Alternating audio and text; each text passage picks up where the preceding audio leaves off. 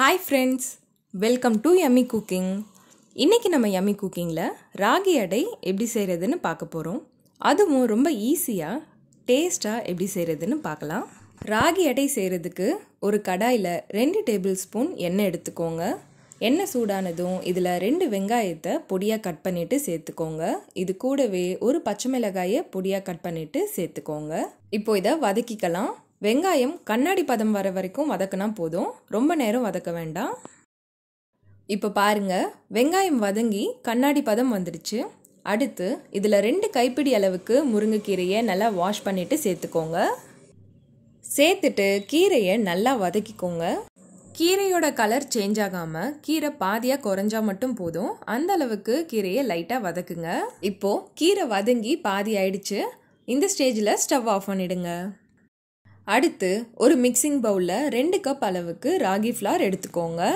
நம்ம வதக்கி வச்சிருந்த முருங்கைக்கீரையை இது கூடவே ஆட் பண்ணிடுங்க.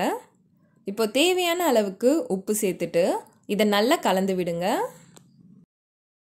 இப்போ இதை நல்லா மிக்ஸ் பண்ணியாச்சு. அடுத்து இதில் கொஞ்சம் கொஞ்சமாக தண்ணி ஆட் பண்ணி நல்லா சாஃப்டாக பிசைஞ்சு எடுத்துக்கோங்க.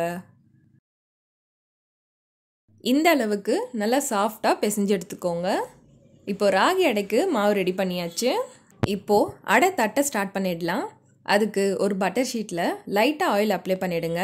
நீங்கள் வீட்டில் இருக்க பிளாஸ்டிக் கவர் கூட யூஸ் பண்ணிக்கலாம். இப்போது நம்ம ரெடி பண்ணி வச்சுருக்க மாவுலேருந்து ஒரு கைப்பிடி அளவுக்கு மாவு எடுத்து நான் அடை தட்ட போகிறேன். அடை ரொம்ப திக்காக இருக்கக்கூடாது, மீடியமான சைஸில் தட்டிக்கோங்க. கையில் லைட்டாக தண்ணி தொட்டுட்டு இந்த மாதிரி நல்லா தட்டி விடுங்க. இப்போது அடை நல்லா மெலிசா தட்டியாச்சு. அடுத்து தோசைக்கல் நல்லா சூடானதும் இதில் லைட்டாக ஆயில் அப்ளை பண்ணிவிட்டு நம்ம தட்டி வச்சுருந்த அடையை தோசைக்கல்லில் சேர்த்துட்டு இந்த பட்டர் ஷீட்டை ரிமூவ் பண்ணிவிடுங்க. இதை சுற்றி லைட்டாக ஆயில் அப்ளை பண்ணிவிட்டு மீடியம் ஃப்ளேமில் இதை நல்லா வேக விடுங்க.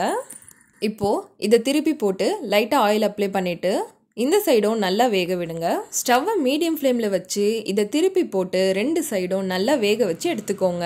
இப்போ பார்த்தீங்கன்னா ராகி அடை 2 சைடும் நல்லா வெந்து கலர் மாதிரி சூப்பராக ரெடி ஆயிடுச்சு. இதே மாதிரி நீங்களும் வீட்டில் ட்ரை பண்ணி பாருங்க.